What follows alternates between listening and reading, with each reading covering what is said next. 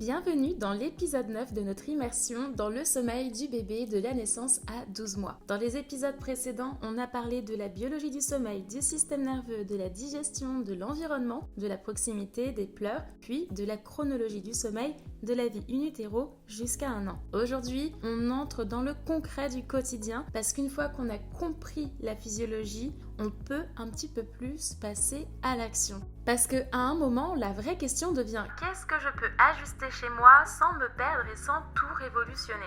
Dans cet épisode, on ne cherche pas à contrôler le sommeil, on cherche à comprendre quel levier influence l'équilibre global. Comme toujours, ne t'en fais pas, tu retrouveras les tableaux précis, les plans progressifs et les arbres décisionnels détaillés dans ton workbook Easy Dream disponible dans la description de ce podcast. Ici, on va poser la logique. Concrètement, cet épisode va se diviser en 4 parties. Donc la première, le timing et les fenêtres d'éveil. La deuxième, le rythme des journées et la stimulation à juste dose. La troisième sera sur l'alimentation et le sommeil. Et la quatrième, sur les situations fréquentes et les ajustements possibles. On attaque tout de suite la partie 1 avec le timing et les fenêtres d'éveil. Donc le timing, ça ne doit pas devenir une règle militaire, quelque chose à la minute près. C'est vraiment plus un repère physiologique qui va t'aider dans ton quotidien. Parce que entre 0 et 12 mois, les fenêtres d'éveil, elles évoluent énormément comme on l'a vu tout au long du parcours. Un nouveau-né peut fatiguer en 45 minutes, voire moins, quand un bébé de 8-9 mois peut tolérer 2h30 à 3h d'éveil plus facilement. Mais ce ne sont que des moyennes. Ce qui compte, c'est les besoins réels de ton bébé que tu vas pouvoir déterminer grâce à l'observation. On revient ici à ce qu'on a vu dans le module 3. Plus on dépasse la capacité du système nerveux à réguler, plus le cortisol, qui est l'hormone du stress, monte. Et un bébé en surcharge, qui a un pic de cortisol en cours dans son corps, ne va pas refuser le sommeil. Il va simplement être en train de lutter contre sa propre activation interne, son système nerveux qui est un peu en alerte. C'est pourquoi il est très important de réussir à distinguer les tout premiers signes de fatigue, ceux qui sont précoces, qui interviennent avant les pleurs, avant l'agitation, avant la lutte. Ils peuvent être un regard qui se fixe, une perte d'intérêt pour le jeu, l'environnement, un bébé qui détourne le regard quand tu essayes de faire un eye contact, des mouvements un peu plus lents, une agitation mais très légère, et un bébé qui va commencer un peu à toucher un peu plus ses yeux, ses oreilles, peut-être parfois frotter un peu son nez. À ce moment-là, ce sont des signes vraiment précoces qu'il faut prendre en compte et dès qu'on les aperçoit, on va proposer une transition en douceur vers le sommeil en changeant l'environnement, en passant à quelque chose de beaucoup plus calme, en tamisant les lumières, etc. Parce que si tu attends les pleurs ou que tu attends que ton bébé baille, qu'il devienne grognon, eh bien c'est là qu'il va être en surcharge et que ça va être beaucoup plus compliqué de l'endormir. Et ce sera également plus compliqué pour lui de rester endormi une fois qu'il dormira parce que son système sera en alerte et le réveillera en fait plus facilement au lieu de réussir à faire la transition avec le cycle d'après. Autre chose très importante, les faux réveils à 30-45 minutes après endormissement. On l'a vu également dans les modules précédents, à partir de 4-6 mois, les cycles vont devenir plus structurés, avec la maturation qu'on appelle plus communément la fameuse régression. Un réveil à 30-45 minutes peut simplement être une transition de cycle. C'est pas forcément un problème, donc avant de modifier quoi que ce soit, on observe toujours. Est-ce que c'est systématique? Est-ce qu'il y a un inconfort associé? Est-ce que le coucher était trop tardif? Est-ce que c'est parce que bébé a faim? Vraiment, on élimine comme ça au fur et à mesure grâce à cette fameuse observation que je te conseille dans chacun de ces épisodes parce que c'est réellement la clé. On observe avant d'intervenir et de conclure quoi que ce soit. Un autre problème que les parents me rapportent énormément en DM et en commentaire, ce sont les réveils matinaux, très matinaux, 5-6 heures du matin. En fait, en réalité, entre 5 et 6 heures, on est plus sur une fin de nuit physiologique. C'est normal parce que le sommeil est plus léger, la pression de sommeil est basse, comme on l'a vu dans le module 2. Il y a plusieurs facteurs qui peuvent jouer. Un coucher trop tardif, une lumière naturelle du soleil qui se lève qui entre trop tôt dans la chambre, une stimulation trop rapide, une faim réelle ou simplement une maturité neurologique. Tous les réveils matinaux ne se corrigent pas en réalité. Certains vont évoluer naturellement, mais il y a quand même certains ajustements qu'on peut faire comme je viens de te l'expliquer. Dans tous les cas, le timing ne se force jamais, il s'ajuste simplement. À présent, je te propose de passer à la partie 2 qui porte sur les rythmes des journées et les stimulations à juste dose. Parce que le sommeil nocturne se prépare dès le réveil du matin. Il se prépare le jour. Le cerveau, il apprend à réguler grâce à l'alternance entre activité, exploration et récupération. Et un bébé, il va avoir besoin de mouvements, de temps au sol, de décharge motrice, mais aussi de moments sans stimulation. Et là, c'est un clin d'œil direct au module 3. Un système nerveux qui est constamment stimulé a plus de mal à redescendre. Même la télévision, la musique ou les vidéos des réseaux sociaux que tu scrolles avec le son en haut-parleur, ça crée un fond sonore en continu toute la journée qui va venir augmenter la charge sensorielle. Et les recommandations actuelles, elles sont claires, pas d'écran avant 3 ans. En soi, ce n'est pas dramatique si ça arrive ponctuellement et que tu peux pas tout contrôler, surtout si tu as des enfants plus grands. Mais même quand les écrans sont indirects, ils viennent impacter ton bébé. Donc sur la durée, ça va influencer l'état d'alerte. Il faut être vraiment très vigilant par rapport à ça. Et il en va de même vis-à-vis des jouets. Ceux qui font du bruit, qui sont sonores, lumineux, etc. Ce ne sont pas des jouets qui vont permettre un calme, ni d'ailleurs aider à la stimulation de l'imaginaire de l'enfant, etc. Je te conseille vraiment de privilégier des jeux simples, des cubes, des hochets, etc. que le bébé va pouvoir manipuler sans entrer en surstimulation. Et il y a plein d'autres choses que tu vas pouvoir ajuster pour permettre à ton bébé d'être stimulé à juste dose et ne pas arriver en fin de journée avec un sac de stimulation rempli à ras-bord qui déborde carrément. Autre point important, c'est le rythme social versus le rythme biologique. Un bébé ne suit pas encore le rythme social que nous avons, nous, adultes. Son horloge interne, elle est en construction, il n'a pas la même temporalité que nous, et des couchers très tardifs répétés, des sauts de sieste, peuvent perturber la pression de sommeil.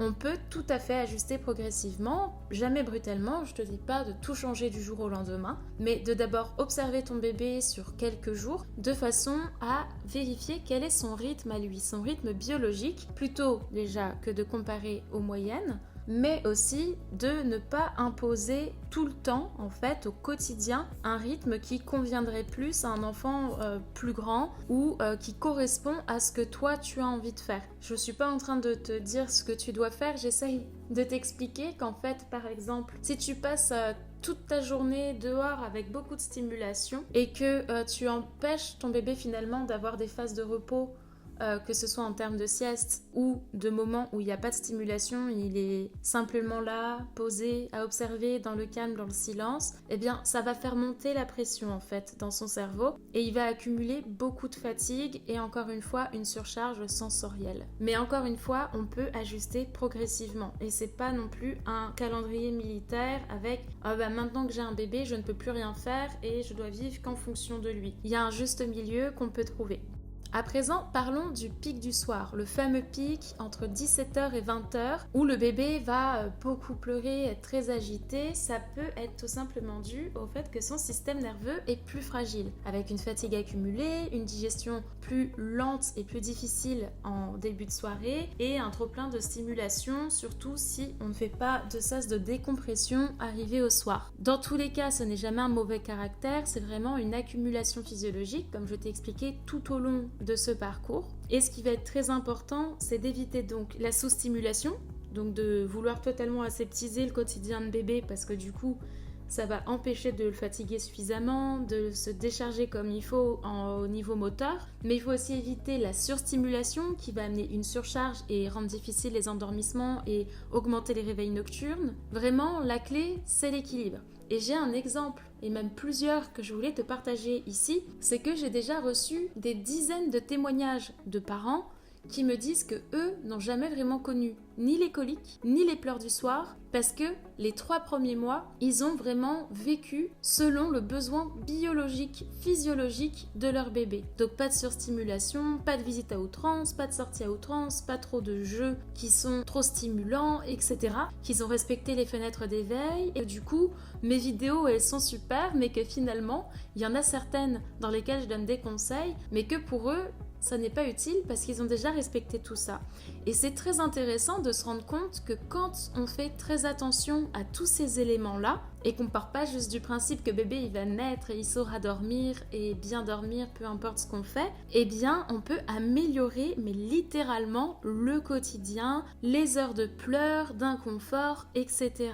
Maintenant, passons à la partie 3 dans laquelle on va parler à nouveau d'alimentation et de sommeil, mais cette fois-ci, on va pousser un petit peu le truc parce que vraiment le sommeil ne se dissocie jamais de l'alimentation.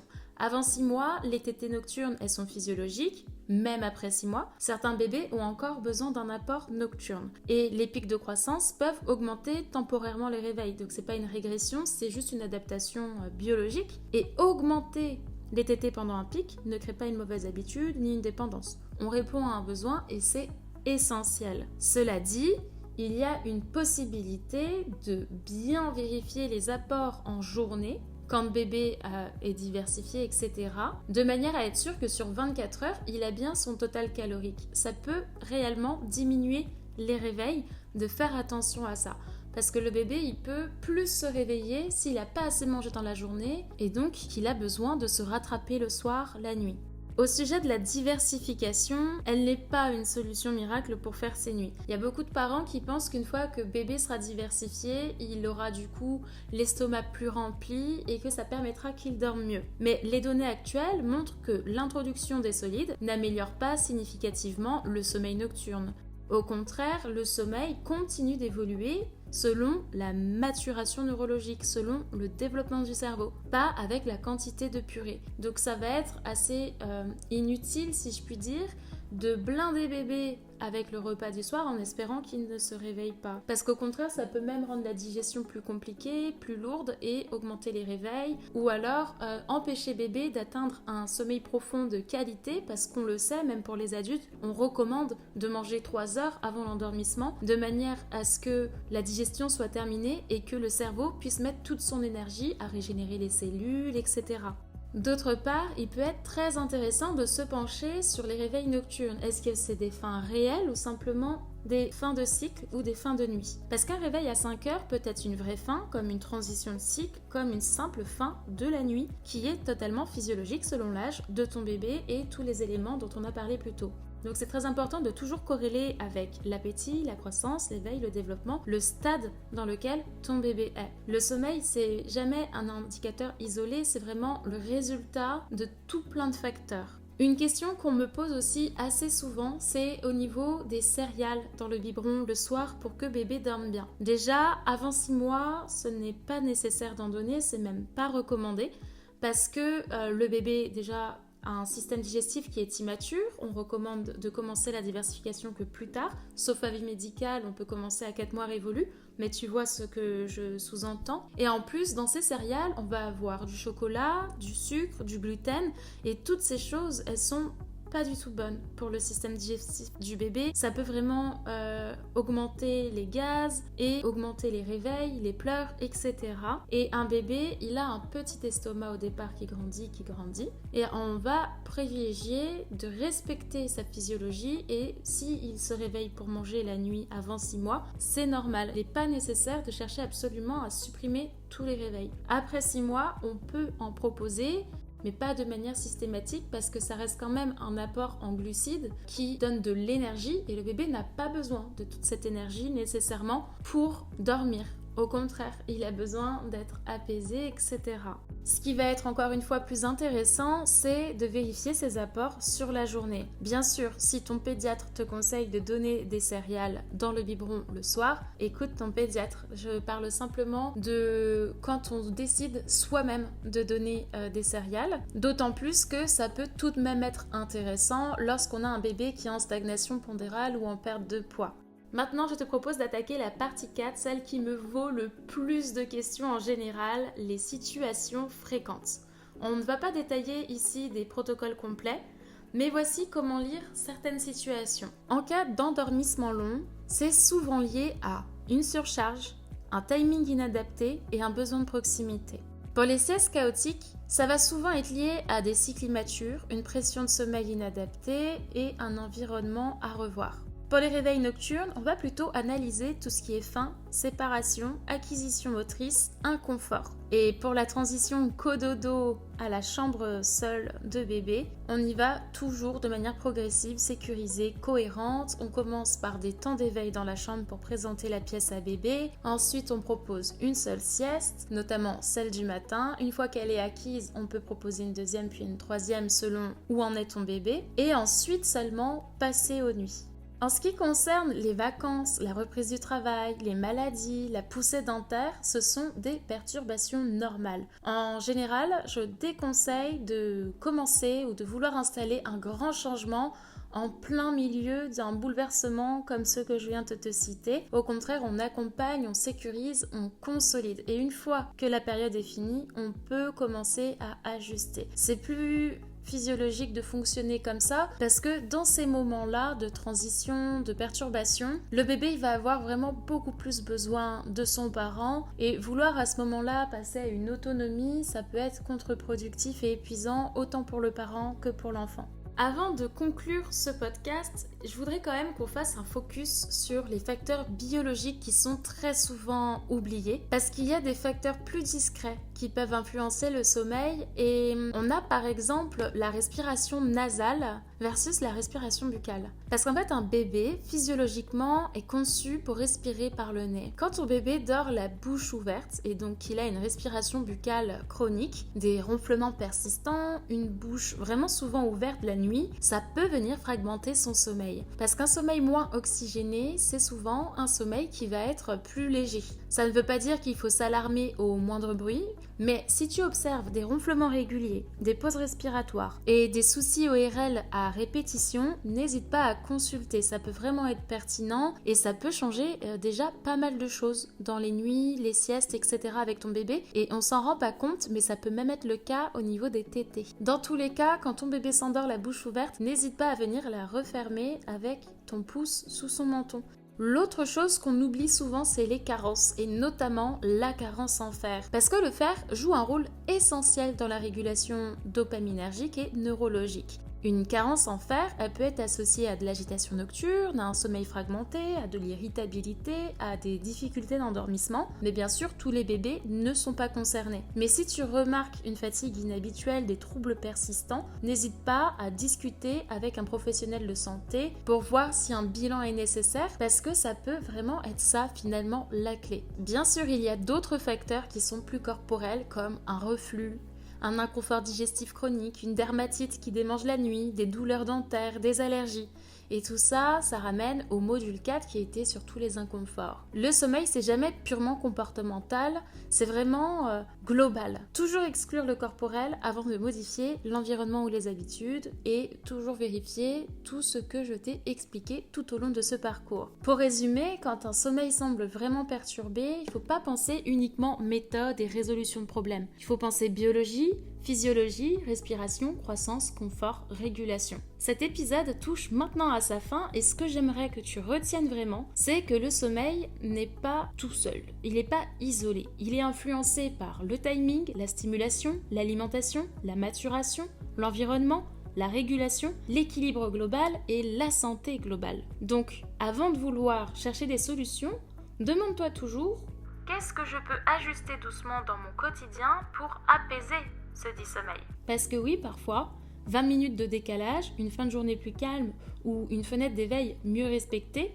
suffisent à changer énormément de choses. Pas parce qu'on contrôle ou qu'on aseptise le rythme ou l'environnement, mais parce qu'on a compris. Et surtout, avant d'ajuster quoi que ce soit, vraiment, je le répète encore, on exclut toujours le corporel, on vérifie la régulation, on regarde la chronologie des événements, etc. Dans le prochain et dernier module, on prendra encore plus de hauteur. On va parler de lecture globale, d'équilibre familial et de comment ne pas se perdre dans la quête du sommeil parfait. Parce que le sommeil de ton bébé ne définit ni sa valeur ni la tienne. Et si malgré tous les ajustements que tu as mis en place, la fatigue parentale devient vraiment centrale, eh bien ce dernier module qui t'attend t'aidera également à y voir plus clair. Je te remercie de m'avoir écouté jusqu'ici. Si ce podcast t'a aidé, laisse un j'aime, une note, un commentaire et partage-le à un parent que ça pourrait aider. Cela m'aide à faire connaître mon podcast et ça me motive à continuer de créer du contenu 100% gratuit comme celui-ci et surtout accessible à tous. Je te dis à tout de suite dans le dernier module.